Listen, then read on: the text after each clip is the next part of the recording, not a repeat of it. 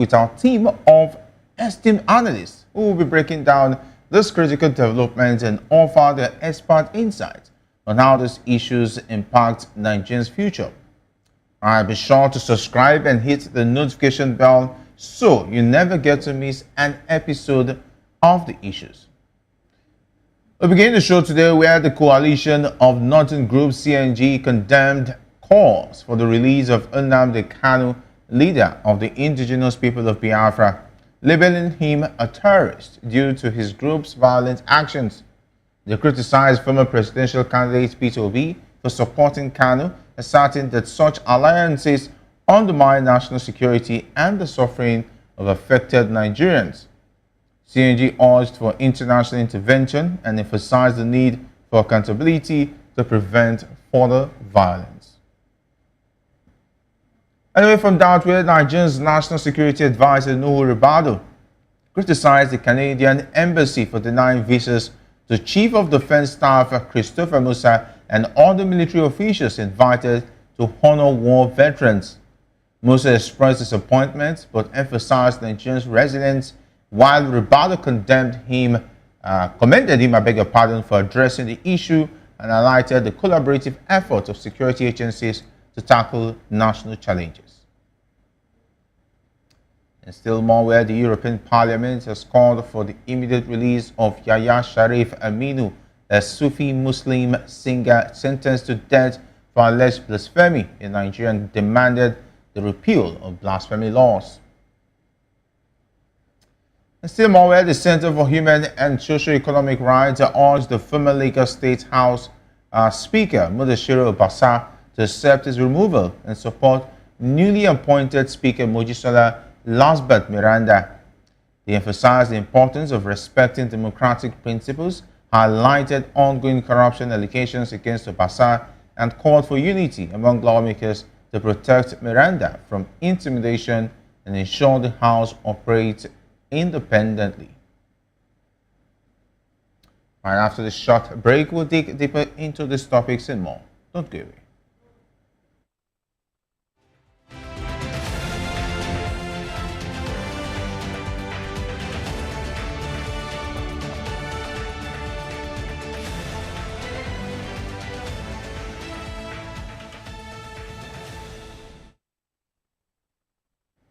All right, welcome back. Let's dive straight into today's discussion. We started off with the coalition of Northern Grove CNG has condemned calls for the unconditional release of Nnamdi Kanu, leader of the indigenous people of Biafra, labeling him a terrorist due to his group's violent actions that have led to numerous deaths and destruction in Nigeria.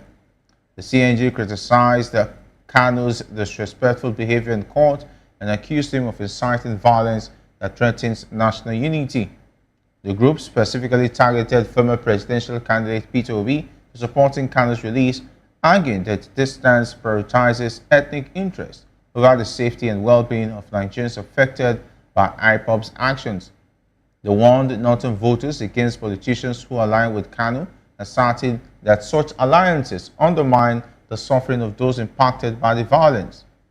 The group also called for international intervention to facilitate the peaceful separation of the Southeast from Nigeria, emphasizing that releasing Kanu without accountability would embolden separatist movements and jeopardize national security. They reiterated the need for justice to be served, stating that any Igbo leader advocating for Kanu's release should be regarded as complicit in terrorism. All right, joining me here in the studio today, we have Mr. Peter Adonsike. Mr. Adonsike is a philosopher, development economist, and best-selling author.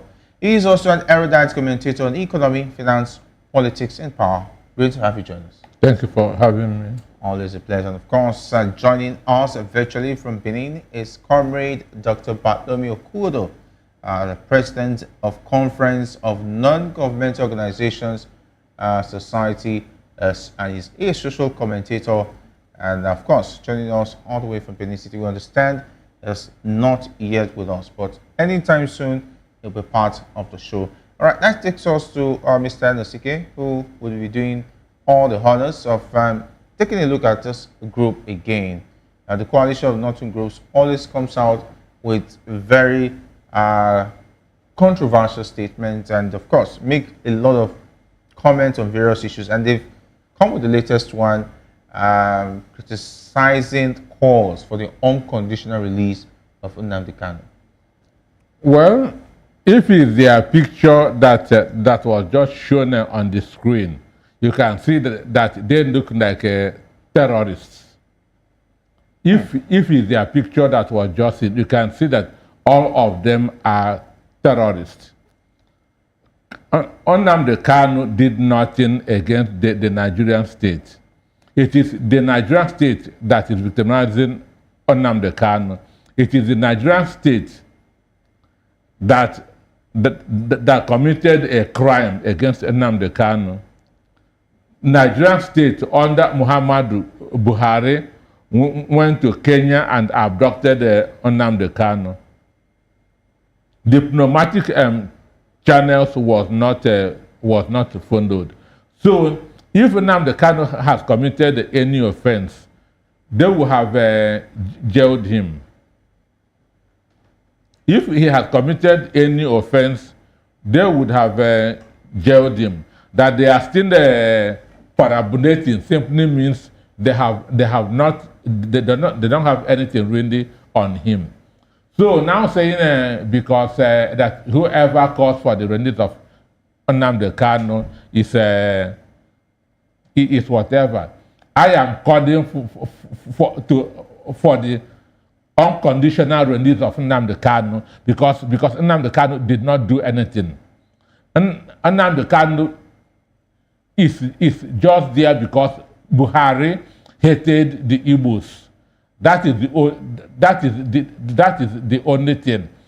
In that statement, they say that IPOB has killed about 175 Nigerian soldiers. How many people has Boko Haram killed? How many Nigerian soldiers has Boko Haram killed? How many Nigerian soldiers has ISWAP killed? It is the northern people. That's why Nigeria is where we are at this point in time. These people are dragging us back. Without them, Nigeria we have gone far. I am regretting whoever put the North and the South into one country because we are not supposed to be. They are backward people. Understand me? They are very, very backward. Today, that Nigeria is regarded as the poverty capital of the world is because of the northern states. These are people who travel in the same car with goats and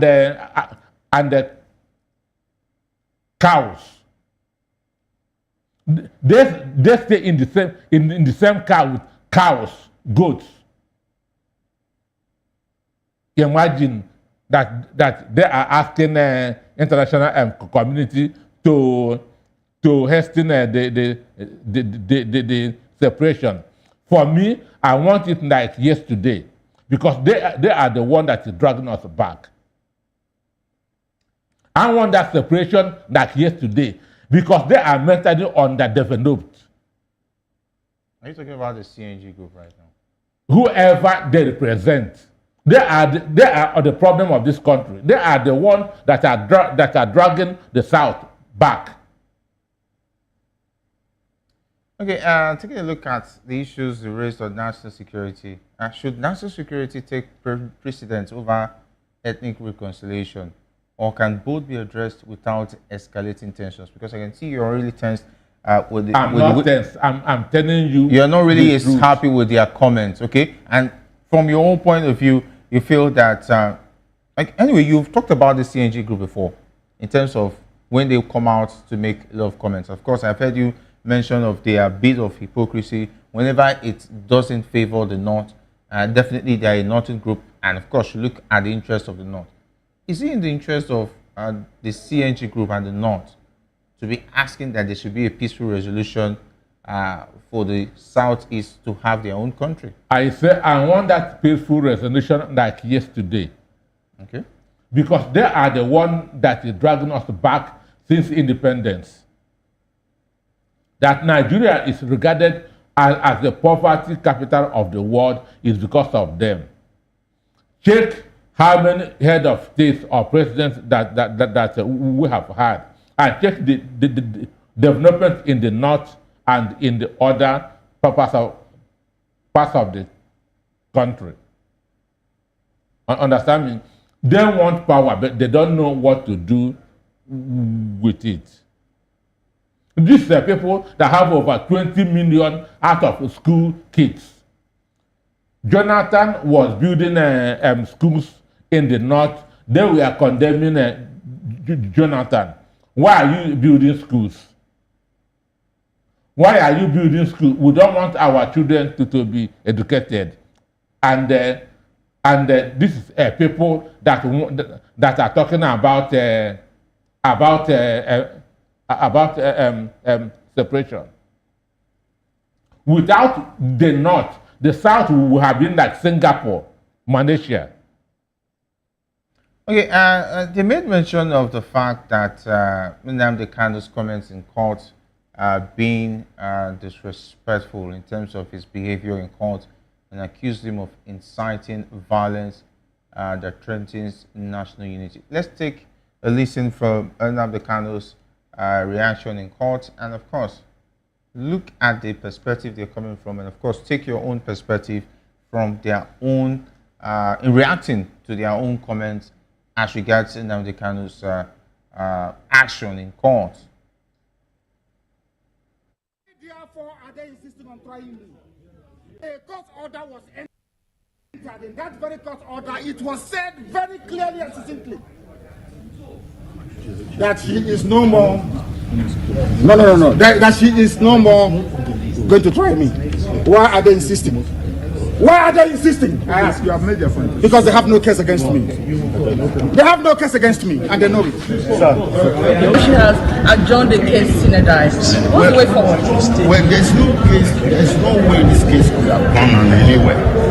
Because in the first place, the court had lost jurisdiction to sit over this case since September last year.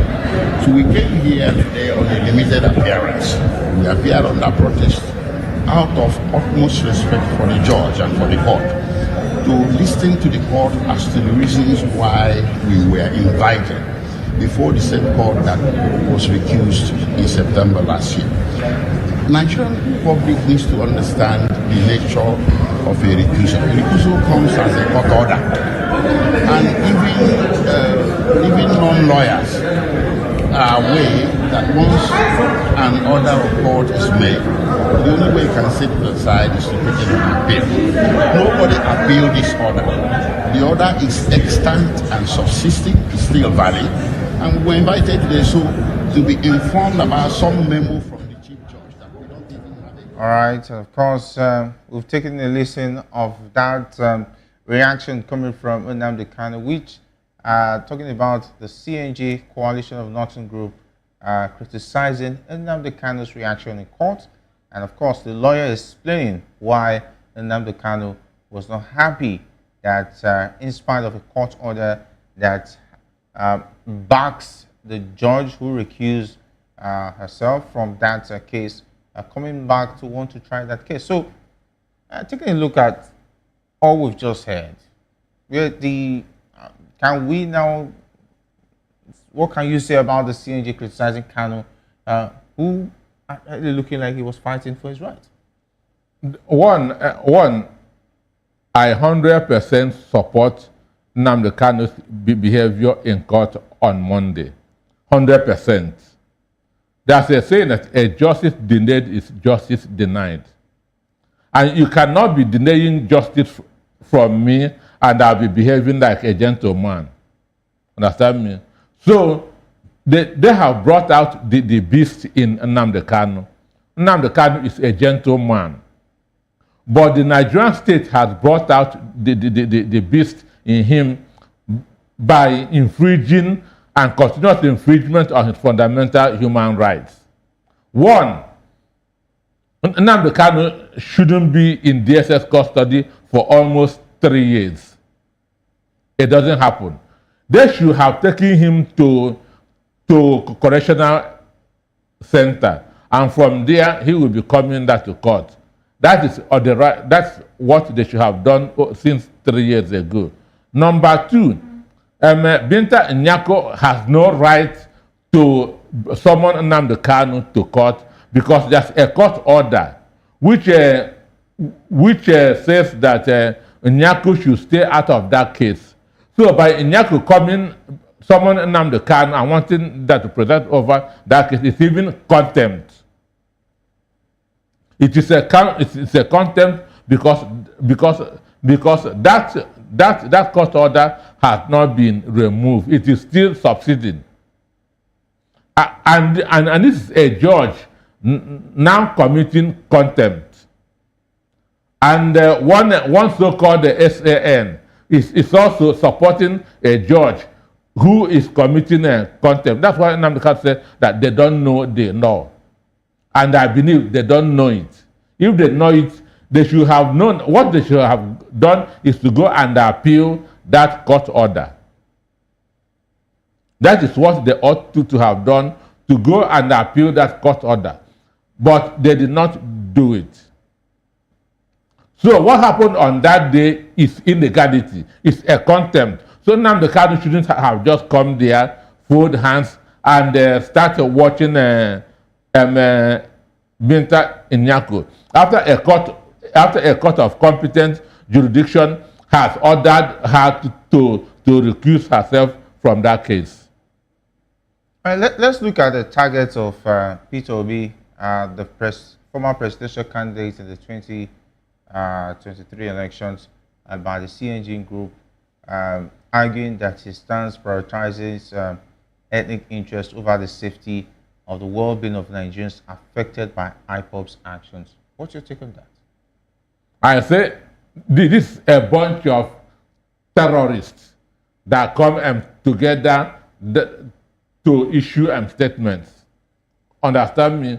Everybody know where P2B stands. When North Central Development Commission was signed into law by Boname Tinubu, P2B was the first person that commended Tinubu for doing that. Understand me? Saying that Northerners would not vote for P2B, even if P2B did not contest in 2027, Southeast will still be better than the whole North. Southeasterners will still be feeding better than the whole North. The quality of life of Southeasterners will still be better than theirs, even if they continue to rule this country from now till the end of the world. That's the fact. Even if they continue to rule from now to the end of the world, the quality of life of an average Easterner will still be better and higher than them. All right, let's not be a little bit confrontational, but look at the facts here. Because why should the CNG group say that every leader asking for the release of Nnamdi Kanu is complicit of terrorism? We've seen various leaders, both from the Southeast and other regions, and of course, both home and abroad, asking for the release of Nnamdi Kanu. Those people are daft. Is it those fair to say that about... Those people are daft. Understand me? Okay. Those people are daft. They don't know Jack. They don't know Jack.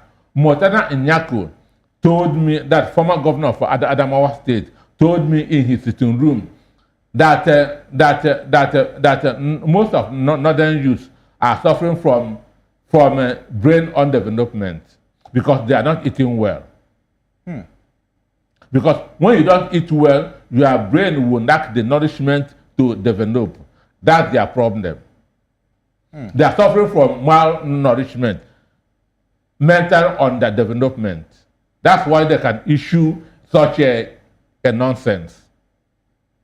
P2B is there to help them because they cannot help themselves. How better off are they after Buhari's 8 years? After Buhari's 8 years, Katsina State came 36th in WAEC. That's the president's own state. Came 36 over 36 in WAEC. Okay, it's also a conversational program. We also encourage you to drop your comments, and also you can call in via the WhatsApp line, because we're live at the moment. And of course, subsequently, if you can't reach us, you can also drop your comments for those who get to see it after that, after this time on our YouTube platform. Okay, we'd like you to, of course, call in, and of course, encourage you to keep it civil and keep it as simple as possible, and dwell on the facts, and of course keep it short, so that we can actually take your comments and of course move to other issues. Okay, I'm talking about international intervention in a potential Southeast separation. Will it help or will it worsen Nigeria's challenges? I say personally, I want that separation like yesterday, because these people are dragging us back. If South is on their own, within 10 years, we'll be like Singapore, we'll be like Dubai. We are creative, we are hardworking, we think out of the box. Even Wono Soyinka, so that an Igbo man can squeeze milk from rock. We have that can-do spirit, which they don't have. So it is them that is dragging us back.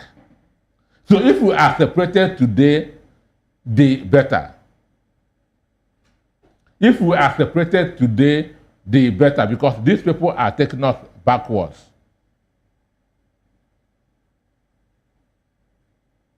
Understand me? So when they say that international community or whatever should hasten up, my own Nigerian state is not working at this moment. Nigerian state is not working.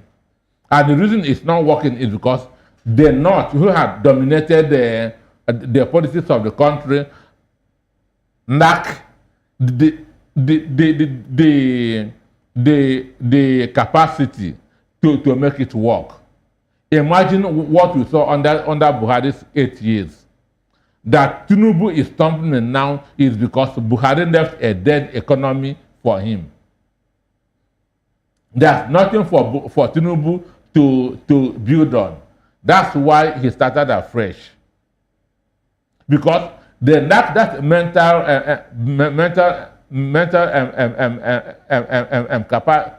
capacity that to move things forward.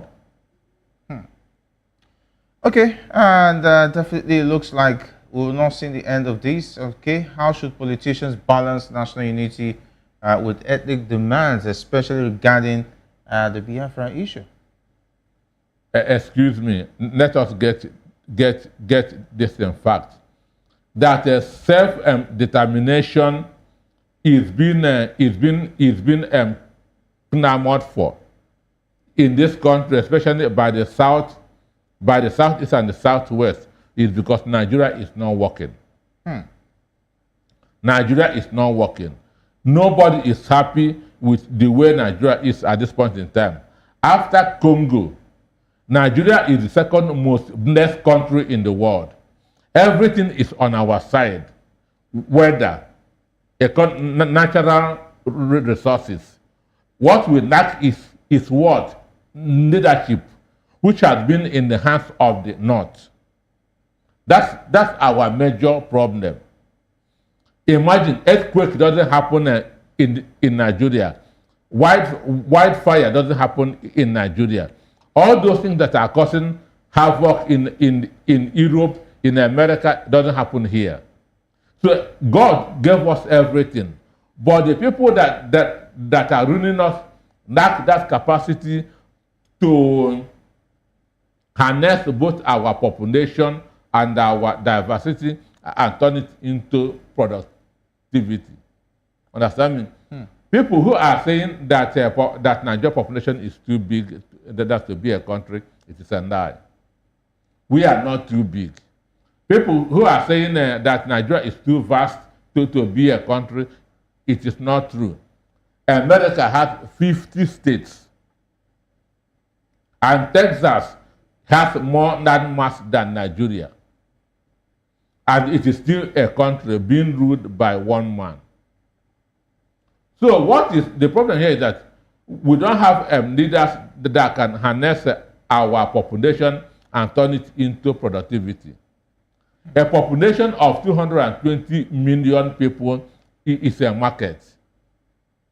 It's a huge market. There's no country in Europe that has the kind of market that we have in Nigeria, going by our population.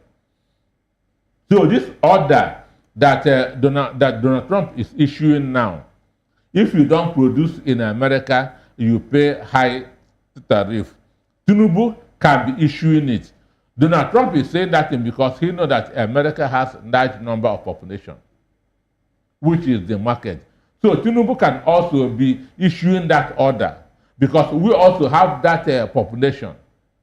But because we don't, we lack the people with mental capacity to move us forward, they are now using us as a dumping ground.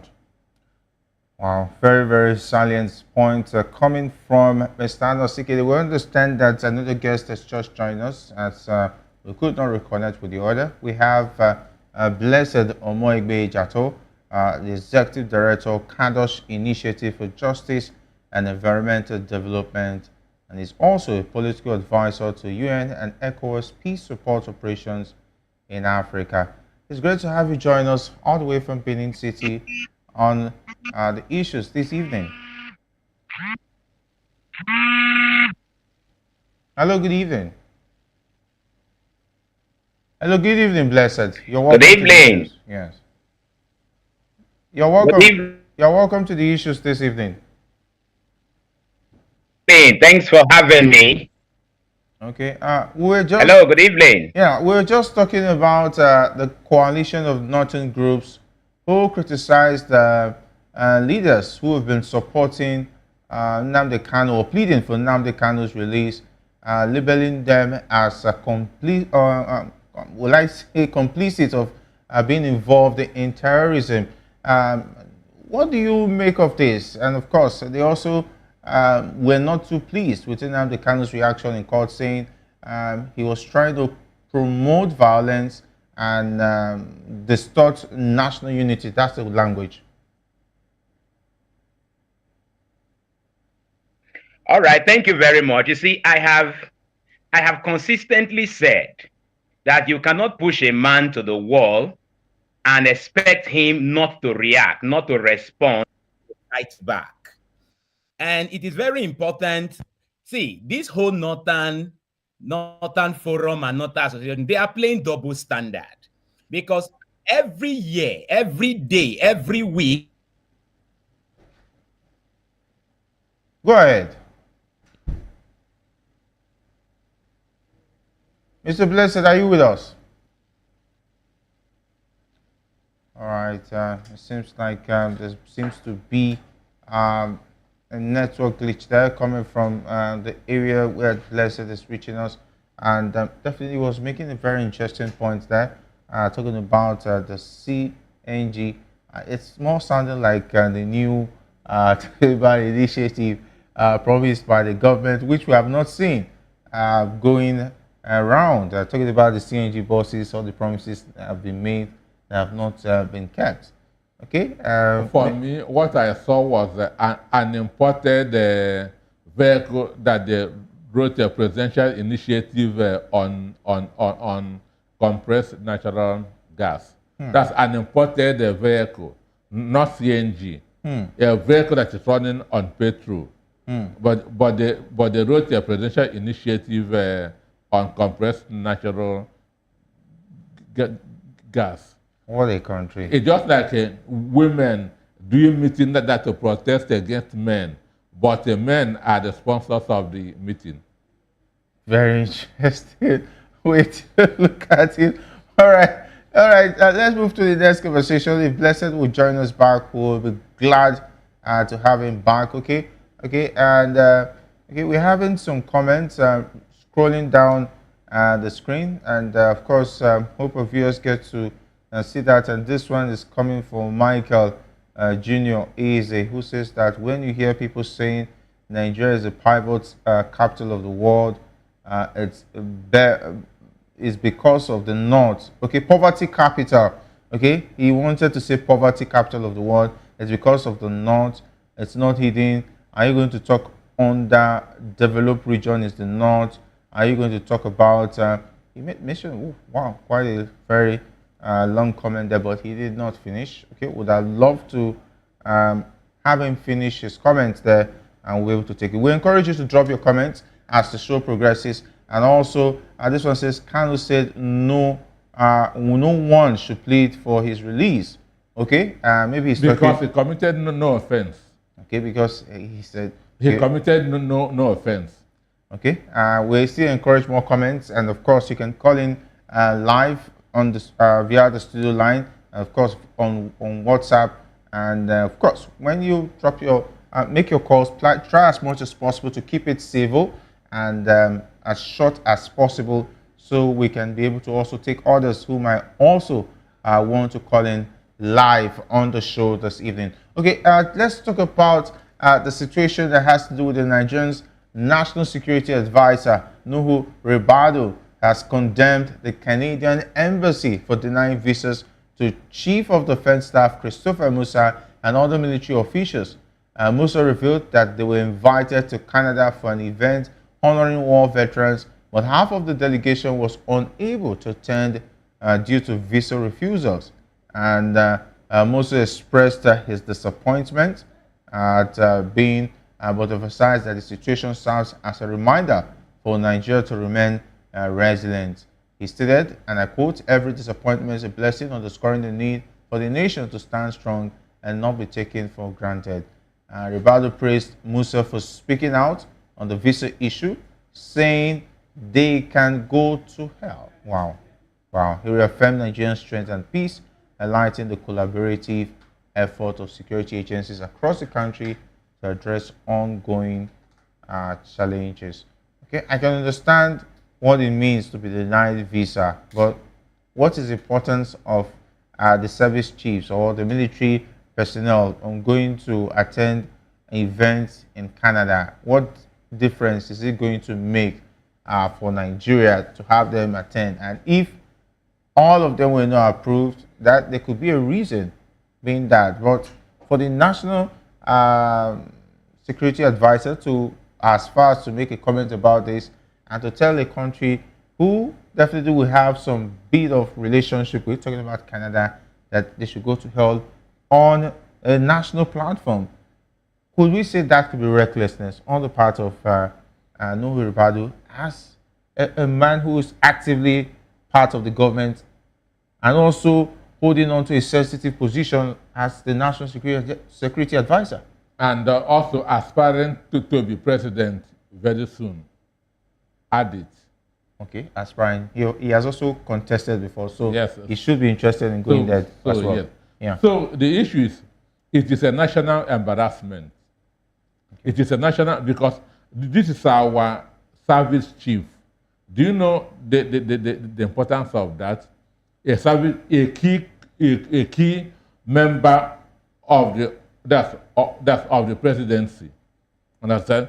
Chief of Defense Staff being denied visa is like denying the president visa. There's no two different or different and for them to do that, the Canadian Prime Minister must be aware of it, because this is not a decision that just an embassy can take. Because Chief of Defense Staff Christopher Musa is not a small fry. Understand? And for them to take this decision, it must be something that is bordered on security. So it is something that must have bordered on security. So for me, I don't know their reason, but it must be something big. It must be something big, and the way Nuhu Ribadu responded doesn't sound right. Telling them that to go to hell is wrong. Understand me? What he should have done is initiate a diplomatic, understand me, conversation. What happened? Why should you deny a key member of this administration visa. Understand me? Because now he has strained the relationship between Canada and Nigeria. Because this go to hell, they must have read it. So if it's a problem that will just take 5 minutes to resolve, it will now take 5 hours. So his reaction is unguarded. All right, let's take our first call. We have a caller on the line. Please, can you tell us your name and where you're calling from? My name is Ugo. I'm a big time fan of VOP. Oh, great to have you. Where are you calling us from? I'm calling from UK. From the United Kingdom. Okay. Yeah, Oganos. Good evening, sir. Yeah, I think you know who is talking. Okay. By voice. Okay. Okay, Mr. Anderson said you might know who is talking. Thank you so much. Thank you so much. This is Ugo. Yeah. Okay, you described the situation appropriately. One of our adage says, the word are looking for those that are simple and sincere. I watched your analysis. You have been so how do I put it? You are very direct with your analysis all the time. But the recent work you did in Nnamdi Kanu's case shows that you are a man who understands the season and the time and who is sincere enough to every extent. He boldly told them that they do not know the law. And what you said this evening, how can a rescue person, somebody that have boldly said, I am my hand, I don't wash them off. Even Pilate did not say that the punishment of Jesus is too much. Let them return him, because he said he has washed off his hand. How can a woman who said that he has washed off his hand came back the same day and say he wanted to stand on the distance? Nnamdi is not a boy. They should stop toiling with his team. He's angry. He's angry, but even in his anger, I think he did not go over the board. He called the judiciary report. It's important. Thank you very much. All right. Okay. Definitely we'll go there from the United Kingdom. Okay. Maybe agreeing with Mr. Anosike's point of view on the matter. Okay. Because of time, while we might still want to take 1 or 2 calls before we wrap it up, but if we will have them, of course, to take more comments as the show progresses. Let's talk about the issue of Mudashiru Obasa because of time. The Center for Human and Socio-Economic Rights, CHSR, has called on the former Speaker of the Lagos State House of Assembly to accept his recent removal and refrain from trying to reclaim the position. The leadership change, which appointed Mojisola Lanspat Miranda as the first female speaker in over 50 years, reflects the democratic principle of separation of powers.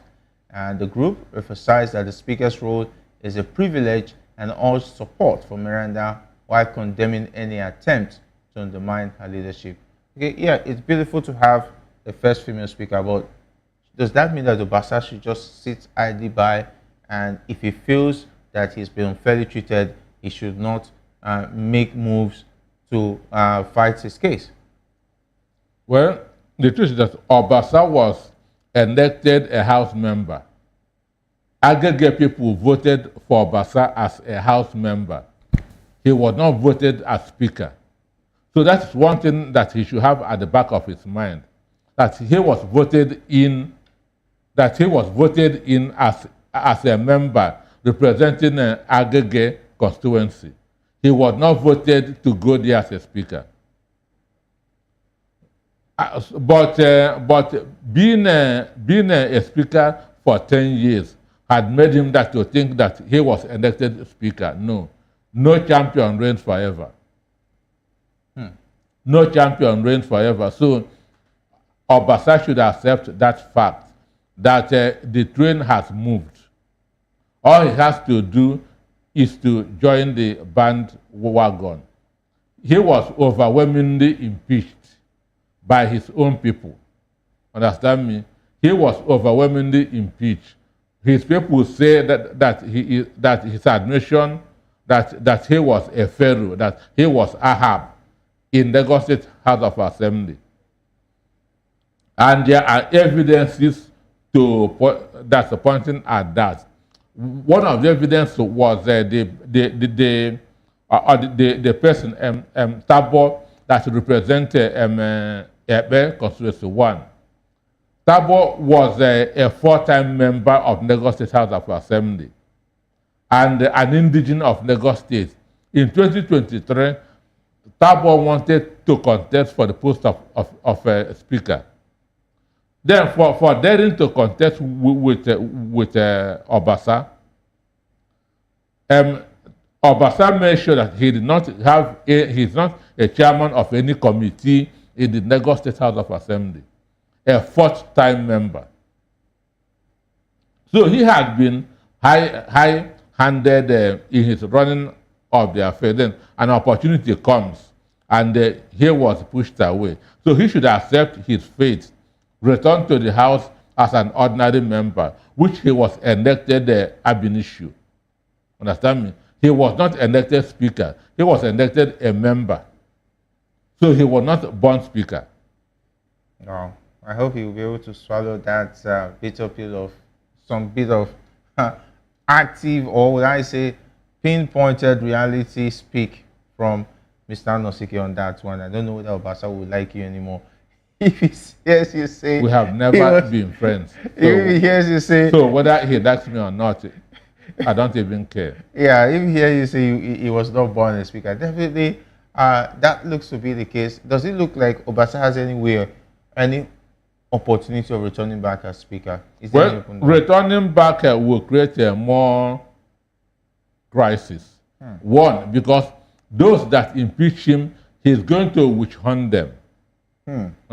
He's going to fight them, and this will bring far more crisis in the House. So the only thing that they should do is to let him just stay there as an ordinary member till the end of the administration. Maybe give him one of the juicy committees in the House of Assembly to pacify him, or maybe make him a chief whip. Well, that's much you can take. Unfortunately, we could not make do with all the guests we are lined up for the show, but I must say I enjoyed the pleasure of the caller who called in from the United Kingdom, as well as those who dropped their comments, and the other caller who also was asking for the number to call in. Of course, you can join the conversation via the WhatsApp number is beaming on your screen. Anytime we are here, we'll always make the WhatsApp number available. It's a conversational program. It's not all about me and the analyst alone. We also give you an opportunity to drop your comment. And of course, for those who watch later, I will encourage you to drop your comment, because this comment helps us to have a better show that will satisfy you as our viewers, because we are trying to at least cut across to Nigerians, both home and abroad, as well as anyone who has interest in what is happening in Nigeria is concerned, as far as the issues is concerned. All right, that's a wrap for today's edition of the Issues on Voice of the People TV. I want to say big thanks, Mr. Nosike, for being very interesting today, and of course, running solo and doing it gallantly like a soldier. Okay, and of course, we've taken a deep dive into all of these issues, and of course, a big thank you to you for being a part of the show. And of course, what do you think? Share your thoughts in the comments below. We want to hear from you. And if you enjoyed today's episode, don't forget to like, subscribe, and hit the notification bell so you never miss out on another insightful conversation. Until next time, stay engaged, stay informed, and as always, let's work towards a better Nigeria. I am Jerry Apeliohai. See you next time on The Issues.